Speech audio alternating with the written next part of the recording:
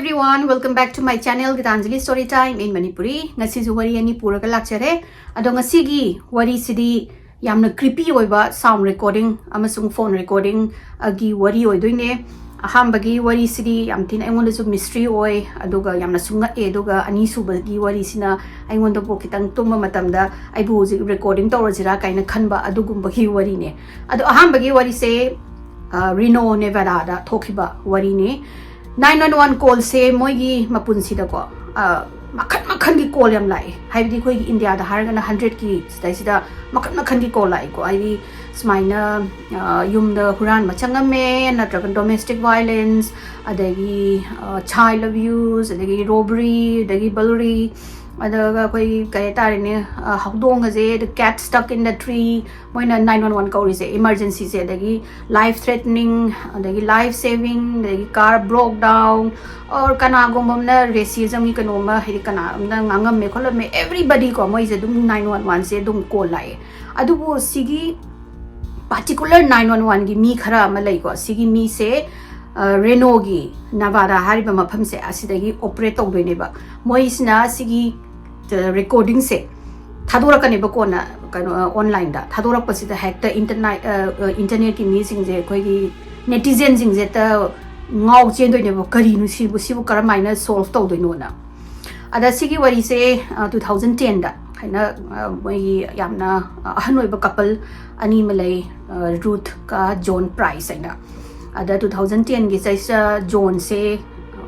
hanoi selapagi kanu lai ki dare ko si gre ma se si badagi jeki kanu si Ruth se mathanda adum yum sida leidana khotna tawbase mana hapta mai nupa si gi ba khara leiraga hapta khutingi anirak natraga ahumlak 911 sida adum phone tawraga mana sum kari tare ne John do kai lai khre John dom ta la o hayo adagi John adi 911 da dum John nang chakhra sahalamo adagi John nang ising sahan ba ising sahalama bra adagi John nang karai lai rage kan nang ain thi phang de ko te na dumaina dum torok pa jani ada adumaina tawsida 911 sisu adum khange haidi o mai gi se confuse oiraga mai di ahan se dementia gumba naba hauba oiramgani habidi kauba hanrosilapagi kaubagi anaba se asise laina makhalam ni ko alzheimer haina su khangnei akoi gi brain gi laina ni sisu duga dementia na ada moya saina kaubagi anaba laiba male duduna ma se khangdana phone se 911 je mai nupa gi number or maybe confused oiraga ma se phone tawre hi ne na dum khanbadagi sai 911 gi dispatcher sing je haidi pariba dispatchers na yam research haidi respectful oina haidi ma'am ananga tawra ise 911 call ni haidi nangi life threatening natraga emergency le kanda oina tawrakadabani khotkadabani nanga tawra ise nang number se lana male kholi na haibis da sai gi roots na oh sorry aidi kano john gi number ni na khali ne duna ne I'm so sorry and haraga num politely phone se dum thamgi doi mana sai ahamba phone torok pasida police hadi ko mai first responder se adum thagidre kahino da ma su dum gyan daraga sorry dum haraga thamgibni na aduga moisina hi na adum ma se adum phone torok haidi moigi makok ta stuck tawidana adi taka tarakanda emergency lerakanda 911 je call taw haibina magi nuna dum ahan oisala abanina dagidi ma si dementia ko manarabani na adum phone torok 911 sida John nang kadai lege John la o kholo chasna nang saksa aula o natraga ai wei thanda lai la o kholo ai nang mateng pa me ai thanda lai ba ki re khole na dum phone torok ba sida amu saigi mogi 911 gi dispatcher sina amu haidoine ma'am nang na tawra ise kano 911 da ne kano emergency number da tawrok pane khot pane John gi number na te John do laite khote na haibasida adum hi na mangon da hi reso adum hapta khutingi anirak natraga ahumrak tima adum phone torok toine ba adu zumai kano ai adugi mateng pange natraga mai kano dagi mayumgi dagi newspaper loksan biro natraga mai gi bill lamta thiro ma online thiba haitre kaina haibagumba adagi ngahal eraga mu John je munung jangaga mu John karai lai gre mo hangakpa adagi sai moi je responder sing se yam toina magi na phone se lakmandana moi gi procedure ama semto thamiba haidi magi makhon ji bo yauna loina ma khange ba na madu lai ba moi 911 da ꯂꯩꯔꯤꯕ ꯃꯣꯏꯒꯤ first ꯔꯦꯁꯄꯣꯟꯗꯔ ꯃꯣꯏꯒꯤ ꯀꯩꯅꯣꯁꯤꯡꯁꯦ ꯗꯤꯁꯄꯦꯆꯔꯁꯤꯡꯁꯦ ꯑꯗ ꯈꯪꯕꯗꯒꯤ ꯃꯣꯏꯅ ꯄ꯭ꯔꯣꯁꯤꯖꯔꯁꯦ ꯆꯠꯂꯒ ꯃꯦꯝ ꯑꯗꯨꯅꯤ ꯍꯥꯏꯔꯒ ꯃꯊꯟꯇ ꯑꯃꯨꯛ ꯒ꯭ꯌꯥꯟ ꯇꯥꯔꯛꯑꯒ ꯑꯣ ꯍꯥꯏꯔꯒ ꯑꯃꯨꯛ ꯐꯣꯟꯁꯦ ꯑꯃꯨꯛ ꯊꯝꯈꯤꯕ ꯑꯗꯨꯃꯥꯏꯅ ꯑꯗꯨꯝ ꯇꯧꯔ ꯂꯩꯗꯣꯏꯅꯦ ꯑꯗꯨꯝ ꯑꯁꯦꯡ ꯍꯥꯏꯗꯤ ꯀꯩꯅꯣꯁꯤꯗ ꯍꯞꯇꯥ ꯈꯨꯗꯤꯡꯒꯤ ꯑꯅꯤꯔꯛ ꯑꯍꯨꯝꯂꯛꯁꯦ ꯑꯗꯨꯝ ꯐꯣꯟ ꯇꯧꯗꯣꯏꯅꯦ ꯃꯣꯏꯅ ꯑꯗꯨꯃꯥꯏꯅ ꯑꯃꯨꯛ ꯍꯥꯏꯅꯤ ꯑꯃꯨꯛ ꯐꯣꯟꯗꯣ ꯑꯃꯨꯛ ꯊꯝꯈꯤꯅꯤ ꯑꯗꯨ ꯈꯔ ꯂꯩꯔꯒ ꯑꯃꯨꯛ ꯅꯨꯃꯤꯠ ꯅꯤꯅꯤ ꯍꯨꯝꯅꯤ ꯂꯩꯔꯒ ꯑꯃꯨꯛ ꯐꯣꯟ ꯇꯧꯔꯛꯄ ꯑꯃꯨꯛ ꯁꯦꯝ ꯃꯥꯏ ꯅꯨꯄꯥꯗꯣ ꯑꯃꯨꯛ ꯍꯪꯉꯛꯄ ꯑꯗꯒꯤꯗꯤ ꯃꯥꯒꯤ ꯀꯩꯅꯣꯒꯤ ꯒ꯭ꯔꯣꯁꯔꯤꯒꯤ ꯑꯗꯨꯒꯤ ꯕꯤꯜꯗꯣ ꯂꯥꯜꯂꯦ ꯑꯗꯨ ꯁꯦꯝꯕꯤꯌꯨ ꯀ ꯍꯥꯏꯕꯒꯨꯝꯕ ꯃꯥꯏꯅ ꯍꯥꯏꯗꯤ ꯀꯩ ꯉꯥꯏꯍꯥꯛꯀꯤ ꯃꯥꯒꯤ ꯀꯩꯅꯣꯁꯤꯡꯗꯣ ꯑꯗꯨꯁꯨ ꯅꯤꯡꯁꯤꯡꯉꯛꯑꯒ 911ꯁꯤꯗ ꯐꯣꯟ ꯇꯧꯔꯒ ꯍꯦꯛꯇ ꯍꯥꯏꯔꯛꯄ ꯃꯥꯁꯤꯅ ꯐꯣꯟꯁꯦ ꯇꯧꯕ ꯍꯦꯟꯃꯟꯗꯅ ꯗꯤꯁꯄꯦꯆꯔꯁꯤꯡꯁꯤꯒꯤ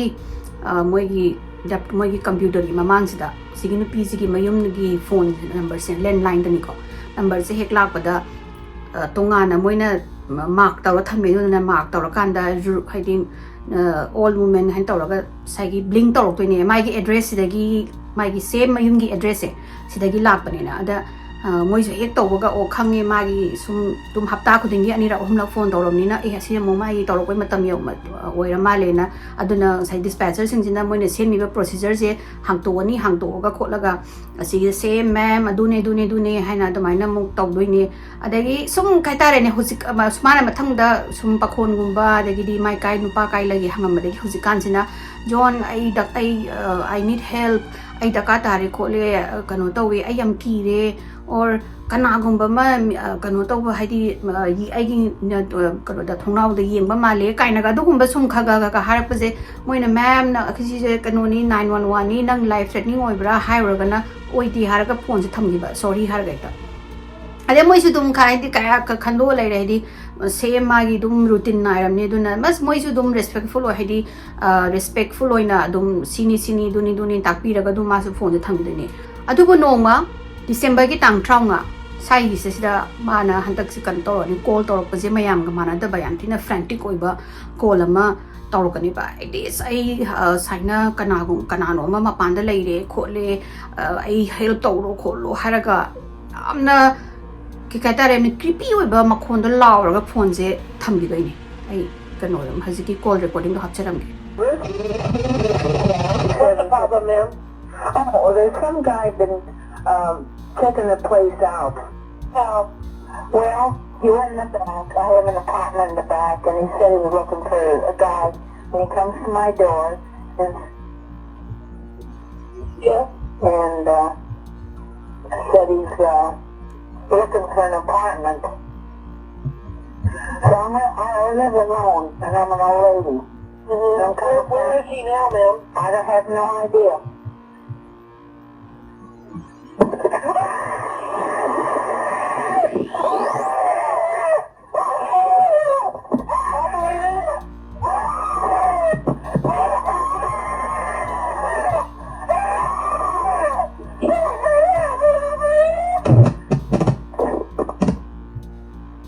ꯑꯁꯤꯒꯤ ꯀꯣꯜꯁꯦ ꯅꯍꯥꯡꯒꯩ ꯃꯥꯅ ꯇꯧꯔꯛꯄꯗꯨꯒ ꯃꯥꯟꯅꯗꯦꯀꯣ ꯃꯥꯅ ꯇꯧꯔꯛꯄꯁꯤꯡꯁꯤꯅ ꯃꯥꯏ ꯅꯨꯄꯥꯗꯣ ꯀꯥꯏ ꯂꯩꯔꯒꯦ ꯍꯪꯕ ꯑꯩ ꯗꯔꯀꯥꯔ ꯇꯥꯕ ꯃꯥꯒꯤ ꯊꯕꯛ ꯃꯆꯥ ꯃꯁꯨ ꯃꯌꯥꯝ ꯑꯗꯨ ꯍꯪꯉꯛꯄꯅꯦ ꯑꯗꯣ ꯍꯟꯗꯛꯀꯤꯁꯤꯗꯗꯤ ꯀꯣꯜꯁꯦ ꯇꯧꯔꯝꯃꯒ ꯃꯥꯁꯦ ꯐꯣꯟꯁꯦ ꯇꯠꯈꯤꯗꯣꯏꯅꯦ ꯇꯠꯈꯤꯕꯗꯒꯤ ꯍꯟꯆꯤꯁꯤ ꯃꯥꯒꯤꯁꯤꯗꯤ ꯀꯩꯅꯣ ꯑꯣꯏꯔꯦ ꯁꯤꯔꯤꯌꯁ ꯑꯣꯏꯔꯦ ꯍꯥꯏꯅ ꯗꯤꯁꯄꯦꯆꯔꯁꯤꯅ ꯑꯗꯨꯒꯤ ꯃꯅꯥꯛꯇꯨꯗ ꯃꯌꯨꯝꯗꯨꯒꯤ ꯃꯅꯥꯛ ꯀꯗꯥꯏꯗ ꯂꯩꯕ ꯔꯦꯁꯄꯣꯟꯗꯔ ꯑꯅꯤꯝꯗ ꯃꯣꯏ ꯍꯥꯏꯔꯦ ꯁꯨꯃꯥꯏꯅ ꯏꯃꯔꯖꯦꯟꯁꯤꯒꯤ ꯀꯩꯅꯣ ꯂꯥꯛꯑꯦ ꯈꯣꯠꯂꯦ ꯅꯣꯏ ꯑꯝꯇ ꯆꯠꯂꯒ ꯑꯝꯇ ꯆꯦꯛ ꯇꯧꯕꯁꯤꯁꯨꯅ ꯑꯗꯩ ꯄꯨꯂꯤꯁ ꯑꯅꯤ ꯂꯥꯛꯑꯦ ꯂꯥꯛꯑꯒ ꯉꯁꯥꯏꯒꯤ ꯀꯩꯅꯣꯁꯤꯒꯤ ꯑꯍꯟꯁꯤꯒꯤ ꯑꯦꯗ꯭ꯔꯦꯁꯁꯨ ꯄꯤꯔꯝꯅꯤꯀꯣ ꯀꯩꯅꯣꯅ ꯉꯁꯥꯏꯒꯤ ꯗꯤꯁꯄꯦꯆꯔꯗꯨꯅ ꯃꯣꯏꯅ ꯂꯥꯛꯑꯒ ꯊꯣꯡ ꯊꯤꯜꯂꯦ ꯊꯣꯡ ꯊꯤꯟꯕꯁꯤꯗ ꯊꯣꯡꯁꯦ ꯀꯅꯥꯃꯨꯛ ꯍꯥꯡꯇꯣꯔꯛꯇ꯭ꯔꯦ ꯑꯗꯒꯤ ꯑꯃꯨꯛꯁꯨ ꯃꯣꯏꯅ ꯑꯃꯨꯛ ꯐꯣꯟꯗꯣ ꯑꯃꯨꯛ ꯊꯤꯜꯂꯒ ꯑꯃꯨꯛ ꯀꯧꯔꯦ ꯑꯗꯒꯤ ꯑꯃꯨꯛ ꯀꯅꯥꯃꯨꯛ ꯍꯥꯡꯇꯣꯔꯛꯇ꯭ꯔꯦ ꯑꯗꯒꯤ ꯐꯣꯟꯗꯣ ꯑꯗꯒꯤꯗꯤ ꯌꯨꯝꯗꯣ ꯀꯩꯅꯣꯁꯦ ꯃꯣꯏꯒꯤ ꯗꯣꯔ ꯅꯣꯞꯇꯣ ꯍꯥꯡꯇꯣꯛꯄ꯭ꯔꯥ ꯌꯦꯡꯒꯦꯅ ꯃꯣꯏꯅ ꯂꯩꯔ ꯌꯦꯡꯕꯁꯤꯗ ꯊꯣꯡꯁꯦ ꯍꯥꯡ ꯂꯩꯔꯝꯃꯦ ꯍꯥꯡ ꯂꯩꯔꯝꯕꯁꯤꯗ ꯃꯣꯏꯅ ꯊꯣꯡꯁꯦ ꯍꯥꯡꯇꯣꯛꯑꯒ ꯃꯦꯝ ꯃꯤꯁꯦꯁ ꯔꯨꯠ ꯑꯩꯈꯣꯏ ꯆꯪꯉꯛꯑꯦꯀꯣ ꯈꯣꯠꯂꯦꯀꯣ ꯀꯩꯅꯣ ꯇꯧꯕ ꯑꯩꯈꯣꯏ ꯇꯧꯕꯁꯦ ꯍꯥꯏꯔꯒ ꯃꯣꯏꯁꯦ ꯀꯧꯔꯒ ꯆꯪꯉꯛꯄꯁꯤꯗ ꯏꯃꯨꯡꯁꯦ ꯆꯪꯉꯛꯄꯁꯤda ꯏꯃꯨꯡꯁꯦ ꯏꯄꯨꯡ ꯑꯃꯒ ꯄꯨꯔꯥ ꯑꯩꯈꯣꯏꯒꯤ ꯁꯥꯏꯂꯦꯟꯇ ꯑꯣꯏꯅ ꯀꯩꯝꯃꯨꯛ ꯃꯈꯣꯟ ꯀꯩꯝꯃꯨꯛ ꯊꯣꯛꯇꯅ ꯂꯩꯔꯝꯃꯦ ꯑꯗꯨꯒ ꯉꯁꯥꯏꯒꯤ ꯃꯥꯒꯤ ꯀꯣꯜ ꯔꯦꯀꯣꯔꯗꯤꯡꯗꯗꯤ ꯌꯥꯝ ꯊꯤꯅ ꯀꯩꯅꯣꯝꯃ ꯇꯧꯕꯒꯤ ꯈꯣꯠꯄꯒꯤ ꯂꯥꯎꯕꯒꯤ ꯀꯤꯕꯒꯤ ꯇꯧꯕꯗꯣ ꯑꯗꯨꯒꯤ ꯑꯝꯇ ꯎꯗꯦ ꯁ꯭ꯇ꯭ꯔꯒꯜ ꯃꯈꯥꯒꯤ ꯃꯣꯏꯒꯤ ꯃꯈꯥꯒꯤ ꯔꯨꯝꯗꯨꯁꯨ ꯃꯥꯒꯤ ꯌꯨꯝꯁꯦ ꯃꯊꯛ ꯃꯈꯥꯅꯤꯀꯣ ꯃꯈꯥꯒꯤꯁꯤꯅ ꯂꯤꯚꯤꯡ ꯑꯦꯔꯤꯌꯥ ꯑꯗꯒꯤꯗꯤ ꯀꯤꯆꯟ ꯀꯩꯀꯩꯅꯣ ꯂꯩꯔꯒꯅꯤ ꯑꯗꯩꯗ ꯀꯔꯤꯝꯐꯥꯎ ꯗꯤꯁꯇꯔꯕꯦꯟꯁ ꯑꯝꯇ ꯂꯩꯔꯝꯗꯦ ꯍꯥꯏꯗꯤ ꯁꯥꯏꯟ ꯑꯣꯐ ꯁ꯭ꯇ꯭ꯔꯒꯜ ꯀꯔꯤ ꯀꯔꯥ ꯑꯃꯠꯇ ꯂꯩꯔꯝꯗ꯭ꯔꯦ ꯑꯗꯨꯒ ꯏꯃꯨꯡꯁꯦ ꯌꯥꯝ ꯏꯪꯉꯦꯕ ꯍꯥꯏꯗꯤ ꯀꯔꯤ ꯍꯥꯏꯇꯥꯔꯦ ꯗꯤꯁꯦꯝꯕꯔ ꯃꯇꯝꯁꯦ ꯌꯥꯝ ꯏꯪꯕ ꯃꯇꯝꯅꯤ ꯑꯗꯨꯗꯨꯅ ꯃꯥꯒꯤ ꯍꯤꯇꯔ ꯊꯥꯒꯗꯕꯅꯤ ꯑꯍꯟ ꯍꯥꯏꯁꯦ ꯍꯦꯟꯅꯁꯨ ꯏꯪꯕ ꯍꯦꯜꯂꯦ ꯑꯗꯣ ꯍꯤꯇꯔꯁꯨ ꯊꯥꯗꯦ ꯑꯗꯨꯒ ꯍꯦꯛꯇ ꯆꯪꯕꯁꯤꯗ ꯃꯣꯏꯁꯦ ꯌꯥꯝ ꯊꯤꯅ ꯄꯨꯂꯤꯁ ꯑꯅꯤꯁꯤꯐꯥꯎꯗ ꯏꯪꯉꯦꯕ ꯃꯣꯏ ꯖꯦꯀꯦꯠ ꯂꯤꯠꯂꯤꯅ ꯑꯗꯒꯤ ꯃꯣꯏꯅ ꯃꯃꯤꯡꯁꯦ ꯀꯧꯔꯒ ꯑꯩꯅ ꯃꯤꯁꯦꯁ ꯄ꯭ꯔꯥꯏꯁ ꯀꯥꯏ ꯂꯩꯒꯦ ꯈꯣꯠꯀꯦꯅ ꯇꯧꯕꯁꯤꯗ ꯃꯈꯣꯟ ꯃꯋꯥ ꯑꯃꯠꯇ ꯇꯥꯗꯕꯗꯒꯤ ꯃꯣꯏ ꯑꯅꯤꯁꯦ ꯃꯊꯛꯀꯤ ꯐꯃꯨꯡꯁꯤꯗ ꯀꯥꯈꯠꯂꯦ ꯃꯣꯏꯒꯤ ꯕꯦꯗꯔꯨꯝ ꯂꯩꯕꯁꯤꯗ ꯀꯥꯈꯠꯂꯀꯥꯟꯗ ꯔꯨꯝ ꯈꯨꯗꯤꯡꯒꯤ ꯆꯪꯉꯒ ꯌꯦꯡꯉꯦ ꯀꯧꯔꯒ ꯍꯥꯏꯗꯤ ꯌꯨꯝꯗꯨꯁꯨ ꯄꯨꯡꯏꯪ ꯏꯪꯉꯦ ꯃꯩꯁꯨ ꯑꯃꯠꯇ ꯊꯥꯟꯗꯦꯅ ꯑꯗꯨꯒ ꯂꯥꯁꯇ ꯃꯣꯏꯒꯤ ꯉꯁꯥꯏꯒꯤ ꯃꯥꯁꯇꯔ ꯕꯦꯗꯔꯨꯝ ꯂꯣꯝꯗ ꯆꯪꯕꯁꯤꯗ ꯆꯪꯉꯒ ꯊꯣꯡ ꯍꯥꯡꯗꯣꯛꯑ ꯌꯦꯡꯕꯁꯤꯗ ꯉꯁꯥꯏꯒꯤ ꯅꯨꯄꯤ ꯑꯃ ꯐꯃꯨꯡꯗ ꯍꯤꯞꯄꯒ ꯂꯩꯕ ꯑꯍꯟ ꯅꯨꯄꯤ ꯑꯃ ꯐꯃꯨꯡꯗ ꯍꯤꯞꯄꯒ ꯂꯩꯕ ꯎꯕꯁꯤda ꯃꯣꯏꯅ ꯃꯩꯁꯨ ꯂꯣꯏ ꯃꯨꯊꯠꯂꯦ ꯑꯗꯨ ꯃꯩꯗꯣ ꯊꯥꯜꯂ ꯌꯦꯡꯕꯁꯤꯗ ꯉꯁꯥꯏꯒꯤ ꯔꯨꯠ ꯄ꯭ꯔꯥꯏꯁꯇꯣ ꯑꯗꯨꯝ ꯅꯨꯄꯤꯁꯦ ꯁꯤꯔꯒ ꯐꯃꯨꯡꯁꯤꯗ ꯂꯩꯔꯝꯕꯗꯒꯤꯗꯤ ꯃꯣꯏꯅ ꯌꯦꯡꯕꯁꯤꯗ ꯃꯥꯁꯦ ꯔꯤꯒꯔ ꯃꯣꯔꯇꯤꯁ ꯂꯥꯛꯄ ꯍꯧꯔꯝꯃꯦ ꯍꯥꯏꯗꯤ ꯁꯤꯕꯒꯤ ꯀꯨꯏꯁꯤꯜꯂꯛꯄꯒꯤ ꯆꯞ ꯇꯤꯡꯕꯗꯣ ꯑꯗꯨ ꯍꯧꯔꯛꯄꯁꯤꯗ ꯃꯣꯏꯅ ꯍꯥꯏꯁꯤꯅꯗꯤ ꯍꯧꯖꯤꯛꯀꯤ 911ꯒꯤ ꯑꯩꯉꯣꯟꯗ ꯀꯩꯅꯣꯅ ꯗꯤꯁꯄꯦꯆꯔꯅ ꯑꯩꯈꯣꯏꯗ ꯃꯥꯒꯤ ꯀꯣꯜ ꯂꯥꯛꯑꯦ ꯍꯥꯏꯕꯒꯤ ꯃꯤꯅꯤꯠ 5ꯒꯤ ꯃꯅꯨꯡꯗꯅꯦ ꯑꯩꯈꯣꯏꯅ ꯑꯁꯤꯒꯤ ꯌꯨꯝꯁꯤꯗ ꯌꯧꯔꯛꯏꯁꯦ ꯑꯗꯨ ꯃꯥꯒꯤ ꯑꯁꯤꯕ ꯍꯛꯆꯥꯡꯁꯤꯗꯤ ꯐꯣꯟꯁꯦ ꯇꯧꯗ꯭ꯔꯤꯉꯩꯒꯤ ꯃꯃꯥꯡꯗ ꯐꯅ ꯀꯨꯏꯅꯗꯤ ꯁꯤꯕ ꯃꯥꯜꯂꯦ ꯀꯩꯒꯤꯅꯣꯗ ꯔꯤꯒꯔ ꯃꯣꯔꯇꯤꯁ ꯂꯥꯛꯄ ꯍꯧꯔꯦ ꯑꯗ ꯀꯃꯥꯏꯅ ꯃꯥꯅ ꯐꯣꯟ ꯇꯧꯔꯛꯏ ꯍꯥꯏꯅꯣ ꯑꯩꯗꯤ ꯃꯣꯏꯗꯣ ꯀꯟꯐ꯭ꯌꯨꯁ ꯑꯣꯏꯔꯝꯗꯧ ꯃꯥꯜꯂꯦ ꯍꯥꯏꯅ ꯄꯨꯂꯤꯁ ꯑꯅꯤꯁꯤꯅ ꯑꯃꯨꯛ ꯐꯣꯟ ꯇꯧꯔꯒ ꯗꯤꯁꯄꯦꯆꯔꯁꯤꯗ ꯍꯥꯏꯖꯥꯅꯤ ꯅꯣꯏꯅ ꯉꯁꯥꯏ ꯐꯣꯟ ꯇꯧꯔꯦꯅ ꯍꯥꯏꯗꯣ ꯔꯨꯠ ꯄ꯭ꯔꯥꯏꯁꯅꯗꯤ ꯁꯨꯡꯑꯣꯏ ꯑꯣꯏꯔꯝꯃꯔꯣꯏ ꯁꯤꯅꯤ ꯑꯗꯩ ꯗꯤꯁꯄꯦꯆꯔꯁꯤꯅ ꯀꯩꯒꯤꯅꯣ ꯑꯩꯈꯣꯏꯁꯨ ꯀꯩꯅꯣ ꯔꯨꯠ ꯄ꯭ꯔꯥꯏꯁꯀꯤ ꯃꯣꯏ ꯑꯦꯗ꯭ꯔꯦꯁ ꯈꯪꯉꯤ ꯑꯩꯈꯣꯏꯅ ꯃꯥꯔꯛ ꯇꯧꯔꯒ ꯊꯝꯃꯤꯅꯤ ꯑꯗꯒꯤ ꯃꯥꯒꯤ ꯑꯦꯗ꯭ꯔꯦꯁꯇꯣ ꯑꯦꯕ꯭ꯔꯤ ꯇꯥꯏꯝ ꯐꯣꯟ ꯂꯥꯛꯄꯒ ꯑꯗꯨꯝ ꯕ꯭ꯂꯤꯡ ꯇꯧꯔꯛꯏ ꯑꯗꯨꯒ ꯋꯥꯔꯤ ꯁꯥꯟꯅꯕꯗꯁꯨ ꯁꯦꯝ ꯃꯥꯒꯁꯦ ꯑꯩꯈꯣꯏꯒꯁꯦ ꯑꯗꯨꯝ ꯊꯥ 4-5ꯁꯦ ꯑꯗꯨꯝ ꯋꯥꯔꯤ ꯁꯥꯟꯅꯈꯠꯂꯛꯏꯅꯦ ꯀꯩꯅꯣꯗ ꯍꯞꯇꯥ ꯑꯃꯗ 2-3 ꯑꯗꯨꯅ ꯑꯩꯈꯣꯏ ꯈꯪꯉꯤ ꯃꯥꯅꯤ ꯀꯩꯅꯣꯁꯤꯅꯤ ꯃꯣꯏꯅ ꯅꯠꯇꯦ मादो डिसीज ओरे मा सिरे अदुगा अकॉर्डिंग मागी मसादुसु रिगर मोटिस लामे अदुना रिगर मोटिस ला पसिगी कनोसिदरी हाइदी मतुंगिनदी मादो फोन तोरोट्रिंगागी पुंग 3-4 पुंग 3-4 ममांगदा सिरमनी अदुना मा सुंगोय ओइरोयना अदुमाइना पुलिसना ngसागी 911 गी डिस्पैचर सिदा हाइरा अदै 911 हाइरे नत्ते मानने फोन तौरइदो अखोई खंगी मागी मखोंदो खंगी मागी फोन नंबर सु खंगी मागी मयुमगी अदै लाकुदसु खंगी मानी फोन तौरइदो it was hers नेबा अदैगी पुलिस का मोय ngैसे अमु हाइनरे दोदि फरे कनो कौरसी एम्बुलेंस कौरसी दोगा मादो हाइसिरबनिना डॉक्टर दा खलगा मागी मोय इमीडिएट फैमिली जिंगदा कनो तौरसी इन्फॉर्म तौरसी होय अदो मोयना ngसाइगी रिगर मोटिस लाकपा हाइदो ओइरमदबसु याय कइनोदा का मनोंदो याम इंगी हाइबा इंगमनिना उनताइ को हुसिकी रेनोगी नेबदागी मफमजिसु उनताइ अदुदना उनताबा मतमजु ओइरे मागी हीटर दुसु कुइना यादबदुदा मेबी मादु इंगमंदना चपटिंग ओइरमनी रिगर मोटिस लाकपा नटलमोयना अदु माइना यानारे अदुरबसु बैक ऑफ द माइंड ngसाइगी मोइना हारिब थियोरी जिजु पुलिस नजु कया हाइदि यानिंगदे देगी डिस्पैचर नजु कया यानिंगदे दोरगजु मोइ अतोपा एक्सप्लेनेशन अमता लेत्रे हाइदि मोइना हारिजे मागी मखोनी मागी नंबरनी मागी एड्रेस नि तौरइसे कनामबोक्सु लैरम नते युमदुदा अदुदुना मेबी माना हे कॉल तौबगा अदुगी कॉल तौबगा पुलिस ना लाट्रिंगागी मरकसे सिदैदा मासे इंगमंदना और कनो तौब हाइ संगगा सीब ओरमगनी कइनोदा अकॉर्डिंग टू द मागी कॉलदी मी अमना हा तौबगी खोतौबगी तुपतौगे तौबदो अदुगी अमता साइन अमता लेरमदेबो जिकी मयुमसिदा मी अमना मंगोंदा हाइदि कैसुमा जस्ट तुम्बदा अदुम सीबदो अदुगी टाइपतने मंगोन माना लेरमिजे हाइदि कनागुमना मंगोंदा अटैक तौबगी कनागुमना मंगोंदा कनो अरानबा थबक तौबगी खोटबगी दगिदि फुबगी चैबगी हाटबगी अमता लेरमदे मयुमदुदसु मी अतोपा मलामे हाइबगी अमता कैमु लेरमदे दुगा युमदुदि हांगा लेरमे हांगदुदि अहन ओइसुला कान युमजे दुम लोनबा काउबो यावे दुना ओइरमबसु याय युमदुदा मी अमा लामे अतोपा मानतना मी अतोपा लामे हाइबगी साइन अमता फंगदे एविडेंस अमता फंगदेबा अदुना मोइना हारिजे असिगी वे हुजिकी थियोरी हाइबदी इंगमन्ना युम मनुंगदा इंगबा हेनमनबदगी मादना सीरगा कॉल तौरमगा मासे मयुमदा कखलमदौ माले अदुदुगा अदुम तुमगा अदुम मादा सीबा ओरमनी अदुगा माई मसादुना इंगमंदना अदुना चपटिंग बोरंगनी हारा मोइसे दुदा मुलोसनदोइने adugu no mana siba numi humni marini mule raga hidi hapta mu kala kansida moi dispatcher gi 911 gi call up sida blink tore ko se yeng masida hojiki route price gi mayung gi address e blink tore e aduga number duga blink tore ko da moi singa hanga e habidi e kaino moi me ma di sigi route price di sigra bani kana na phone tore isa no ne na ada moi ja hamada mai gi o mari mata ora mayai or mai gi mayum do kanam bok da khanoi kano tawra ma leitra bani na mai gi relatives na traga mai mama na bi na tra moi never na traga yum do yon bagi kana khang na moi tawra ba su oi ba su ya na phone se pai khala kan da phone se da hello hai ba sumna kan da gi nganga ibo se sai gi route price to oi do ne ba ma khon chap mana do ni ko chap mana raga mo John I need help I am stuck I am in danger I need help hai bana lawri adinga sai phone pai ba dispatcher sidi mi hun je swai lawri ko ma kai no da ma khangi ne sigi route price sidi she supposed to be dead hana si rabani si graga ma je phum grabani kamara maina mana phone to ro na da ma je 911 ro ma je calm down ore adoga mana procedure sida tawraga mana ma'am what happened nang kadai de lege nang on da kana na kai dori no nang bu route price la hai ba sida la haina help na I need help tarom na hai di lawram badagi mana details pio kholo na hai badagi phone je amu krolong thamgari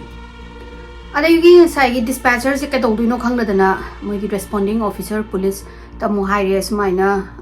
moi gi mayum sidagi kano la e help ki la e khole amta chalu chona di ma ju ka doi no khangre help na hara phone thamgram na I need help di I'm in danger da du haramina adagi police ani ju la e la aga moina thong thile kana mo hang toraktre ado thong ja hang to yeng kanda thong ja dum hang ale me ado kana bok le ramdre yum manung do ade mi mana phone tore haibagi su le ramdre adagi di yum ju pung hang i mapot machai ju furniture kari krak so amata le ramdre ade moi loina mak yon bagi khot bagi tawramani adagi bedroom mathak ka khale loina ma pung hang le rame ade moina hai je yum sti pung hang I kana na phone toro to no khot no na mo police no na mo dispatcher ju da amuk hai de ni then moi na khale o kana gum na prank to re ngani moi su haina phone to re khang mi ama yauraga prank to yor ngani na khando ga le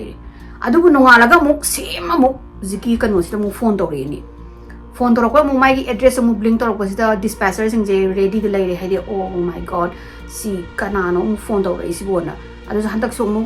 phone pa ga same go mana phone to ko se every time different kanu sita ne hai di mai gi kanu se mana hang ba pot se different ne ba hantak na John I need you kai like nang I need you na hai du ne ba adagi sai gi dispatcher sing ji ai di saina torok padagi okay ma'am calm down nang kadawrage kholage nang danger da leibra khopra hairo o khoi nang gi kanna ba tharage kholage har puse I need help haraga hantak nang phone jam thamgra thambadagi moi sing ji yeng na re kai dongni ado moi gi protocol gi oina moi procedure oina di amaduna I need help I am in danger raga ai noi da ka tai haradi upai lai dabani na mo police ama mong thare adagi police nong thara mo chala yeng ore same kanam buk lai ramdre yum do punghang hanga pungam ma ga lai rami mai buk loina kapthar khare electricity buk loina ka khare kanam buk lai te moi amu la aga moi na dispatchers hai ju kanam buk lai haude mi ma lai bagi ko nostok de khoina na hamu ngarang chalo bi do maina same ngasi ju yum do lai haubi mi to pa chang ba ju khman de khote na hai adu sai gi no pi do na hingi ngai da mana police ta phone to bu se asumaina adum continue to ga lai do ni ba phone ji da dum hai di 911 I need help natraga John where are you natraga na I am stuck I'm in danger do na same police dum tha do ni adu mo moi police thara ni yum jamung kanam bu lai maroi kholar maroi do na mo moi khaga my phone je pai khalaga su same mana I need help ko pa hai bise police tha da ba horok do ni adu no ngode amsu tawrok to ni phone se tawrok pasida takina lauraga man ahamba kano 911 gi kawda law do khoi ki ra kholaga kana no ha to rena adu mai na mu lawrak pa do ni ba lawrak pa da gi di mu upai lai ta na dispatcher se na mu hai noi do mu yum do hai di chat ta ba ya ra roi mu phone lai ko le na adai police ani ji jong lai la ga mai ji sa pa police ani ji pura ma ko ga na nga ga lai ra ba yum ji lai ram dare ba yum ji loi na mak thugai ra ga mai thadu ga lai ram ba si gi yum empty vacant lot sidagi number se kadai dagi lai moi jin sidagi kamay laino sini mo na dispatcher dong phone tawraga are you sure nang isigi address tagi lai da sigi number sini mo na yes adugi number dai ni lai zi na dispatcher sini mo na karam mai lak tu no yum do laitre yum do mai chak na yum do loi thugai da na mai chaga it vacant kanam bok laitre karam mai na kano tawra ino sini phone tawra ino na haibidagi 911 jing zu gyan ta dri I don't know moina mangon da sidagi ni phone lai zi ngara moina mana tawrok pasing do every time mana de kamai tawrino kholino na adegi di police sing jina khale oh maybe moi gi ngai gi upai re moi su kai dong duino khangak treba adadi moi telephone gi sai gi ma gi lai number ten kano gi telephone company gi moi gi line ki ja moi gi chatlaga oina hangaga yenga sena moina ji ki telephone company da reach out tawre tawraga sumaina nupi ma haina ma okna khadi lairoi dawani magi says ma si kare khokre aduduga sumaina phone tore e khole do nagi no no magi line do hosi phawo samaga leibra khotpra natraga magi line do mi atopaga interconnect torira kholira overlap torira amta yengo kholo na tawsida phone company sina check tawbuga mana hairaba e akhoi di kano hekma si bagi pau ta buga magi line do dum kakhre sini adum kakhre do ga magi line do hosi phawa adum kano hosi poka adum lei kholi kan hambong na nauna mu kon taw de nauna mu renew taw ko panate have de mana adu ga di phone yam siding map mai gi number se same 911 da dum lai ko le ka mai taw rino ko lino amtang amti yeng ge ko taw de gi moina mana hai pitang yeng kan da mana usigi nupa kan usina moi phone company gi nupa sina or maybe moi khoina mai gi na kaino line do lokthok matam da disconnect taw matam da line jing do properly tawm da ba yai adu na se huji phoba adum kananom gi line go overlap tawba yai adu na ai telephone gi line me na mathara gi nonga laga aduga mangon da yeng halaga amu pau pira again hai the police sing joi phare noi de main tawrasin haraga companies na telephone companies na line me na mathare line men jila e lakpasida yum de mata leiram dre punghang hang vacant lot ne mai yum do hosigi kana thugairaga mai thagi bagi adum khara adum khaga chakpa khopa leirame na mana check tawra kanda mana mu phone mu call back tawre company mi do the manager do da ada mana e line ki loina ma disconnect tawre last time tawra mo do properly disconnect tawre amuk hana connect tawba khopa kaimbu laite line do loina ma kaimbu yaudre khotre ai khoi ai line gi side tagi di it's totally disconnects dagi line overlap tawbagi khotpagi call torokpagi chances laite sunglai laite na hairaba adai police sumaina companies na phone tawre hai mai line do phajana connect tawrame lineman moi gi side dagi di maintenance ki side dagi ado maybe kano oiram suyai magi call se hojiki root price ki call se moi gi system da stuck tawraga magi recording mana phone to hiba recording hai tare ne adu do stuck tawraga adu do mogi computer mogi system da lairamani aduga same like mana every week phone to do ai adu maina recording do ina adu duna some discrepancy dagi 911 sta adum chatpa oram dong male khotle maybe that's the only explanation kai gino the number non existent gi non existent house dagi non existent number dagi non existent nupi mana phone torok pa hai se the only recording do oram baya in have dagi police na o phare na lai police na namoi dispatcher se damu hires maina 911 gi 911 gi kanu de noi do lai do maybe recording oiram gani na hai recording khoi gi sum mi duna phone to buda moi gi system da moi discrepancy khar lai bidagi recording stop toroga no de dum phone torok poram gani hai the dispatcher sing chinai jen no it's no recording chineva kai gino da recording hai je ama khap play to gani adum adubu akhoi na magi number khangi magi makhon khangi every time mana phone torok khudingi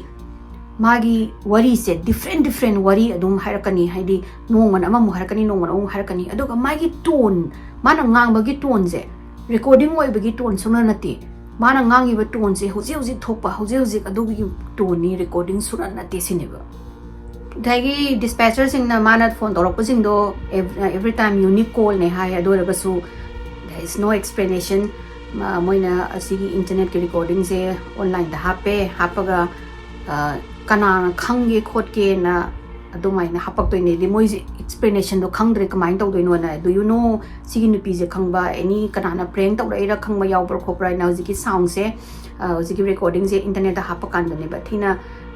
mayamsꯤꯡꯁꯤꯅ du mali ka da mali du mali kaina ga explanation mai theory loi lai but police sing du na thijala kan di kanambo root price haiba bo kawram dare huziki nupi magi yums de leram je maming atopa da kawraga lerame adu bu huziki mana root price ne khopani hairak pagi je kana no haiba je huzu po khangde so moina khali je asigi call je adum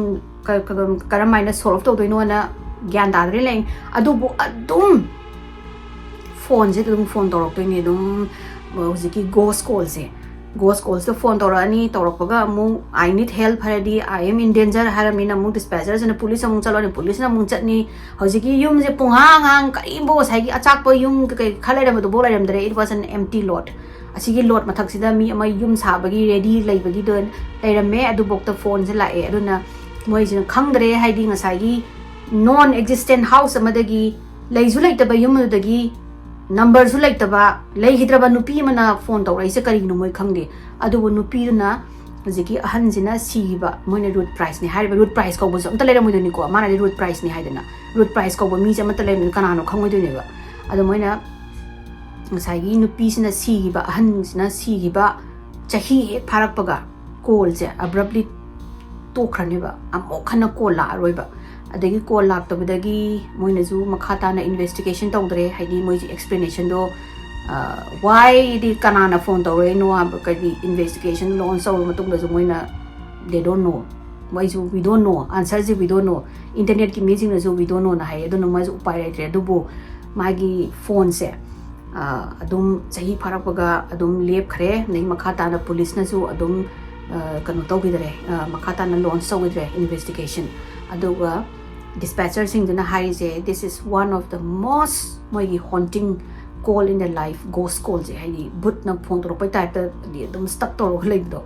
moi na ju hai je gi di solve to bujung ngam gidre kana no khangre even internet da ji recording se hap kanda kana no bu khang bangam gidre so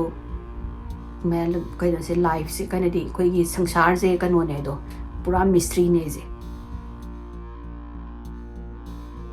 ani suba wari sina 2013 da beti ko ba nupi mada thok toine ado sigi nupi se gi magi pura information kaya di yaudre just magi wari do website ta hamar hapadagi khang ki doine ada beti se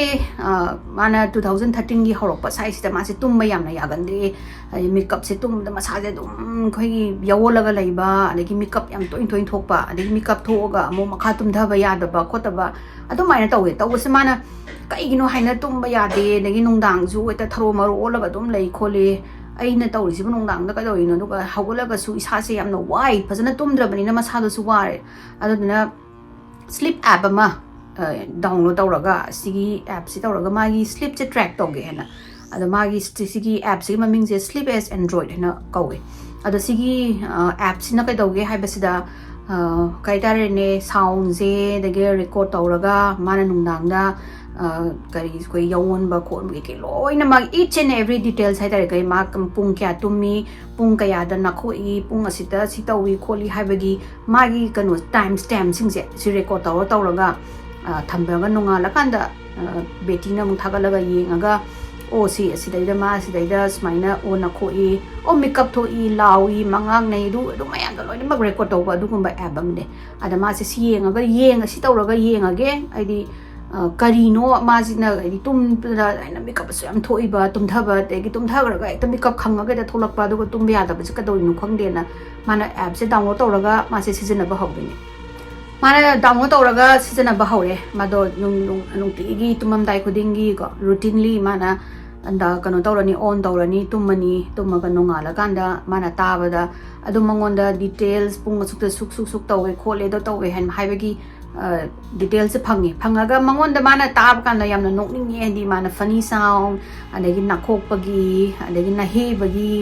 aduga thaina yawon bagi bo aduga magi machanupa chahi mapan subam lei aduduna magi suna kangi ka dagi bo koi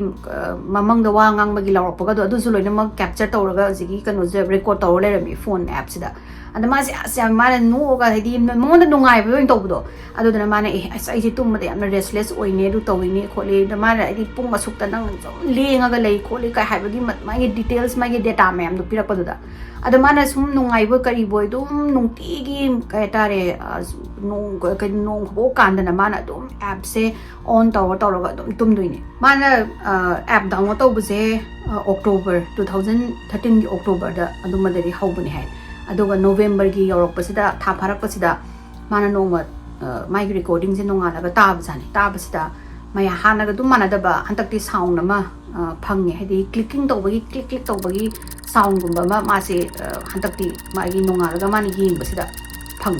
phang basida mana khali sina or maybe fan gi moi na chingna ba string am yawi ko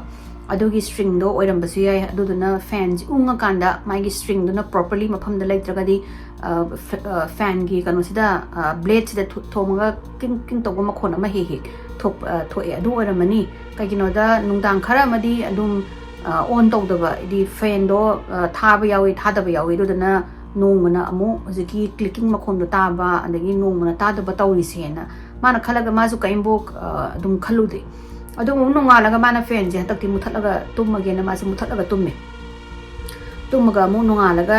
gi mu mai recording si ta basida amu sa hai clicking sound je mu phangini phangmadi mana pinpoint to busu ngam dre ba kadai de gi lai no makhon je mi mana pot makhada thada ba gumba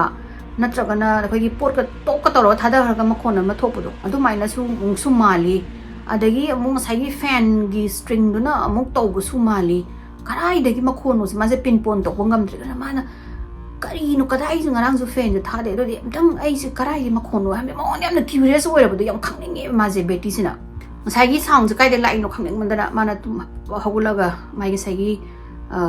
kano je ka se changaga hadi recording je bai sai gi clicking sound je kalai de yam khangning ba ne ba ada mana makhon je karai tholai no na sai gi phone je on tawraga ong tarani adagi mana sai fan mai gi string do mu thammani mu chingani mu chingani mu yengani adui makhon ju mana dre adagi mu table mu no mi bra na table je mu no mi mu du su mana de phabung dagi ting thok tana khotana adagi mai gi kano ga je lem ka je on off mu tawdana adai thong naw je koi gi nungsik ka chilapagi makhon na tawri dai na ma koi tat thong kai theng dana khotana makhon je reenact tawna bo hona bse makhon je amata mana deba mawai mai sai phone da phangi je adi mana khanai di makhon no ma se yam kana ju khanjalu de khanai di makhon no to ji bona ada clicking sound ai click to bagi sound mo ne yam khangning bagi ne ba mana du mana kasu jo ra maroi dra na khale adu bu December gi tang kuntra ko 2013 gi sai gi recording to ba tha hum ga susulap se si gi je mana no mutum hola ga December tang ga no sida tang kuntra sida mana recording se ta ba sida hantak ti amna unique oiba makhon na matai ko mana hangai ga man da bana han khoi clicking sound do buding sai gi clicking to ba click to ba gi sound do budi dum yawi yaw ra su amna unique oiba makhon na mata ba gi man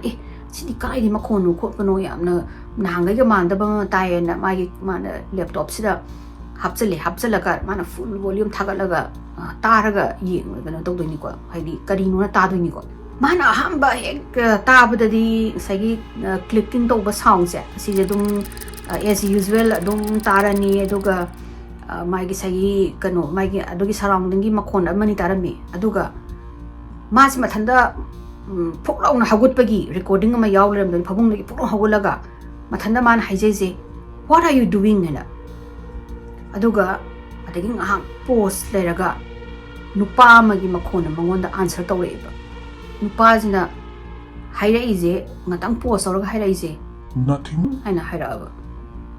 aduga pose ngahak tawraga mazu mamang dagi hagula isani nupi jo hagula aga it's damn and haira ko it's damn haira recording se lepi doini si tabadagi beti si ma di shock chakhre ba haidi there was somebody in the house magi mayum si da kana no ma legre kana go ma nungdang da changi magi bedroom da ma chakta pakhatana magi sai laptop se khumjalaga tamma yum se koi chen laga yenge di mi atopa changa amra huran chi changa amra mi atopam na mangonda moi ma khari moi mayum si da kai kai daro me khot ma koi ꯆꯦꯟꯗꯅ ꯀꯨꯏꯅ ꯌꯦꯡꯉꯦ ꯀꯗꯥꯏꯗ ꯀꯔꯤꯅꯣꯅ ꯑꯗꯨ ꯃꯌꯨꯝꯗꯨꯁꯨ ꯂꯣꯏ ꯂꯣꯛ ꯇꯧꯔꯝꯃꯦ ꯊꯣꯡꯅꯥꯎꯁꯨ ꯂꯣꯏ ꯂꯣꯛ ꯇꯧꯔꯝꯃꯦ ꯃꯄꯣꯠ ꯍꯨꯔꯥꯜꯂꯝꯕꯁꯨ ꯑꯃꯠꯇ ꯎꯗꯦ ꯃꯤ ꯑꯃ ꯂꯥꯛꯑꯝꯕꯩꯁꯨ ꯀꯔꯤꯝꯕ ꯎꯗꯦ ꯑꯗꯒꯤ ꯃꯥꯁꯦ ꯀꯔꯤꯅꯣ ꯈꯣꯠꯄꯅ ꯃꯥꯁꯦ ꯃꯊꯥ ꯁꯥꯕꯗꯒꯤ ꯃꯥꯒꯤ ꯃꯃꯥꯟꯅꯕꯤ ꯑꯃꯗ ꯃꯥꯅ ꯐꯣꯟ ꯇꯧꯔꯒ ꯁꯨꯃꯥꯏꯅ ꯔꯦꯀꯣꯔꯗꯤꯡ ꯇꯧꯋꯦ ꯇꯥꯏ ꯈꯣꯠꯂꯤ ꯑꯩꯁꯦ ꯍꯥꯏꯅ ꯀꯩꯅꯣ ꯇꯧ ꯃꯊꯥ ꯌꯥꯝ ꯁꯥꯔꯦ ꯈꯣꯠꯂꯦ ꯑꯩꯒꯤ ꯀꯥꯗꯨꯗ ꯀꯅꯥꯅꯣ ꯃꯁꯛ ꯈꯪꯗꯕ ꯀꯅꯥꯅꯣ ꯁ꯭ꯇꯔꯦꯟꯖꯔ ꯑꯃꯅ ꯁꯣꯏꯗꯅ ꯆꯪꯉꯛꯄꯒꯤ ꯃꯈꯣꯟꯅꯤ ꯈꯣꯠꯄꯅꯤꯅ ꯃꯃꯥꯟꯅꯕꯤꯁꯤꯁꯨ ꯑꯃꯨꯛ ꯇꯥꯔꯀꯥꯟꯁꯤꯗꯗꯤ ꯃꯥꯅ ꯍꯥꯏꯁꯦ ꯅꯪ ꯑꯁꯨꯃꯥꯏꯅ ꯇꯧꯔꯣ ꯔꯦꯗꯤꯠꯀꯤ ꯁꯤꯗꯩꯗ ꯍꯥꯞꯄꯣ ꯔꯦꯗꯤꯠꯁꯦ ꯃꯣꯏꯒꯤ ꯋꯦꯕ ꯄꯦꯖ ꯑꯃꯅꯤ ꯁꯤꯗꯩꯗ ꯃꯌꯥꯝꯅ ꯀꯣꯏꯁꯟ ꯍꯪꯕ ꯈꯣꯠꯄ ꯃꯌꯥꯝ ꯑꯗꯨ ꯈꯨꯝꯅꯕ ꯑꯩꯈꯣꯏꯒꯤ ꯀꯣꯔꯥ ꯀꯥꯏꯅ ꯂꯩꯕꯗꯣ ꯑꯗꯨꯒꯤ ꯇꯥꯏꯞꯇ US ꯀꯤ ꯃꯤꯁꯤꯡꯁꯦ ꯔꯦꯗꯤꯠ ꯌꯥꯝ ꯁꯤꯖꯤꯟꯅꯩ ꯑꯗ ꯔꯦꯗꯤꯠꯇ ꯍꯥꯞꯄꯣ ꯑꯗꯨꯗꯨꯒ ꯅꯪ ꯁꯤꯒꯤ ꯁꯥꯎꯟ ꯅꯪ ꯔꯦꯀꯣꯔꯗꯤꯡꯁꯨ ꯍꯥꯞꯄꯣ ꯑꯗꯨꯗꯨꯒ ꯅꯪ ꯑꯝꯇꯪ ꯍꯪꯉꯣ ꯀꯅꯥꯒꯨꯝꯕ ꯃꯔꯛꯇꯨꯗ ꯑꯦꯛꯁꯄꯔꯠ ꯑꯃ ꯌꯥꯎꯔꯝꯃꯗꯤ ꯁꯣꯏꯗꯅꯃꯛꯀꯤ ꯅꯉꯣꯟꯗ ꯍꯦꯜꯞ ꯇꯧꯖꯔꯛꯁꯅꯤ ꯍꯥꯏꯕꯗꯒꯤ ꯃꯥꯅ ꯐꯔꯦꯅ ꯍꯧꯖꯤꯛꯀꯤ ꯚꯣꯏꯁ ꯔꯦꯀꯣꯔꯗꯤꯡꯁꯦ ꯑꯞꯂꯣꯗ ꯇꯧꯔꯦ ꯔꯦꯗꯤꯠꯇ ꯑꯗꯨꯒ ꯃꯥꯅ ꯍꯥꯏꯅ ꯃꯌꯥꯝꯁꯤꯗ ꯑꯗꯨꯝ ꯍꯥꯏꯗꯤ ꯀꯝꯃ꯭ꯌꯨꯅꯤꯇꯤꯗ ꯍꯪꯕ ꯀꯣꯏꯁꯟ ꯍꯪꯕꯗꯨꯅꯦꯀꯣ ꯑꯗ ꯃꯥꯅ ꯁꯨꯃꯥꯏꯅ ꯁꯤꯒꯤ ꯃꯈꯣꯟꯁꯦ ꯀꯅꯥ ꯃꯥꯜꯂꯤ ꯀꯔꯤ ꯃꯥꯜꯂꯤ ꯑꯩꯒꯤ ꯌꯨꯝꯗꯗꯤ ꯑꯩꯒꯤ ꯏꯆꯥꯅꯨꯄꯥ ꯆꯍꯤ 9 ꯁꯨꯕ ꯑꯃꯒ ꯑꯩ ꯈꯛꯇꯅꯤ ꯂꯩꯔꯤꯁꯦ ꯈꯣꯠꯂꯤꯁꯦ ꯑꯁꯥꯏꯅ ꯅꯨꯡꯗꯥꯡ ꯈꯨꯗꯤꯡꯒꯤ ꯑꯗꯨꯝ ꯀ꯭ꯂꯤꯀꯤꯡ ꯁꯥꯎꯟ ꯇꯥꯔꯝꯃꯤ ꯈꯣꯠꯂꯝꯃꯤ ꯑꯗꯨꯕꯨ ꯍꯟꯗꯛꯇꯤ ꯑꯩꯗꯣ ꯑꯩꯅ ꯍꯧꯒꯠꯂꯒ ꯋꯥꯠ ꯑꯥꯔ ꯌꯨ ꯗꯨꯋꯤꯡ ꯑꯅ ꯍꯪꯉꯝꯃꯤ ꯈꯣꯠꯂꯝꯃꯤ ꯑꯗꯒꯤ ꯃꯦꯜ ꯚꯣꯏꯁ ꯑꯃꯅ ꯅꯊꯤꯡ ꯍꯥꯏꯔꯛꯏ ꯑꯗꯨꯒ ꯉꯥꯏꯍꯥꯛ ꯂꯩꯔꯒ ꯗꯦꯠꯁ ꯗꯦꯝ ꯍꯥꯏꯕ ꯈꯣꯠꯄ ꯃꯌꯥꯝꯗꯣ ꯑꯗꯨꯁꯤꯡꯗꯣ ꯂꯣꯏꯅꯃꯛ ꯃꯥꯅ ꯍꯥꯞꯄꯦ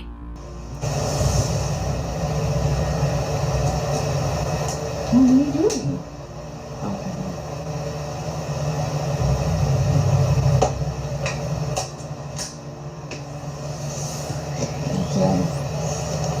Mana Reddit hapa kanadi thousands of comments laiba like all over the world ko world gi mayam kadi Reddit sujana mayam stagi thousands of comment lai aduga aduda moigi comment ma bu si follow to bosida speech ki expert ma yawe speech ki access na mangonda contact id noi number piro kholo ai contact tawge ai nangi ai se speech ki expert ni nangi voice recording no ai analyze tawge khot ke na reach out tawrapodagi nupi siga wari sanare hujiki speech kano siga expert siga beti ga ada beti da recording si tharo o nangi recording su tharo o aduga nang na sanu pagi recording su tharo ai adugi recording ahum do ai phajana analyze tawraga ai nangond hairake khot ke na habidagi beti sina mai masanu pagi wangang be recording ne mana wangang be recording ne aduga masai kanu duga sai gi mai gi nungdang da app to na record tawa voice to adumona sigi kanu the speech ki expert se thagrani masai gi speech ki expert sina analyze tawre moi ohungi makhonje tawrakanda mana amuk mangonda get back tawraga mana hais mon phone tawraga hai beti nanga sai gi nangi ama stranger amagi recording do doesn't match your son nangi na chanu pa ju sungo yoro it's impossible nang na chanu pa de angang ori adubu huziki makhon di grown up ki makhon ni nangi ju oiraroi kaigino da nangi di feminine voice ni nang ju na sar hawalaga mangonda what are you doing in hangi adudana there was somebody kanano umdi nangi ka bedroom du da soidra changa aga numit to lei but makhon du na kanano khotpani di khangde adubu grown up oiba nupa mani sing ahani adult ni nangond asigi ka sangai sen adumaina hare adi ma ji gyan min tadre ni karamaina karino hairisi bo haidi aina tummingai du da nahangai clicking sound du bu mana oirab jala aina tummingai da mana that's them jo haibini na moi atopa ju leirabra sini adagi police su karamaina mu chatlo ni hojiki voice recording do puraga aigi ka da kanano male dudi police su dudi mawala ora ro haidi karamaina haidi just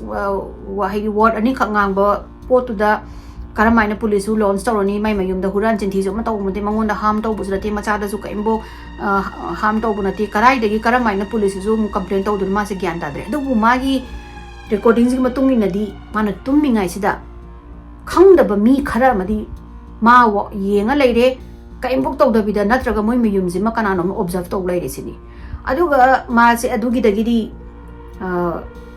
kano taw ba yadre ma se leiba ngamdre sumaina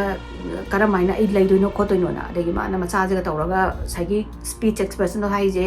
nangna kaigumba si deal tawba ngamdraga di you should not stay in the house adi nang makha da yumna da koina leitharono na adubo sigi particular night se sigi matung dagi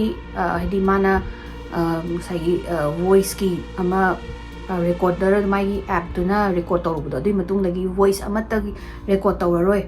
amu hana record tawgidre adubu mana sagi clicking sound do dum taiba tabadagi mana sidi sai kanu na su sai speech expert na su leitharo no hairamina leithaba kanadre na mana kudakta notice piraga mai macha duga haidi ma su ahamada di fresh start tawgen na laksa borame ꯑꯗꯨꯕꯨ ꯃꯆꯥꯗꯨꯒ ꯑꯗꯨꯝ ꯌꯨꯝꯗꯨꯗ ꯁꯤꯒꯤ ꯌꯨꯝꯁꯦ ꯂꯩꯕ ꯍꯧꯅꯗ꯭ꯔꯦ ꯍꯥꯏꯅ ꯌꯨꯝꯗꯣ ꯍꯣꯡꯗꯣꯛꯈ꯭ꯔꯦ ꯍꯣꯡꯗꯣꯛꯈꯤꯕꯗꯒꯤ ꯑꯗꯨꯝ ꯃꯈꯥ ꯇꯥꯅ ꯃꯉꯣꯟꯗꯁꯨ ꯑꯃꯨꯛ ꯍꯟꯅ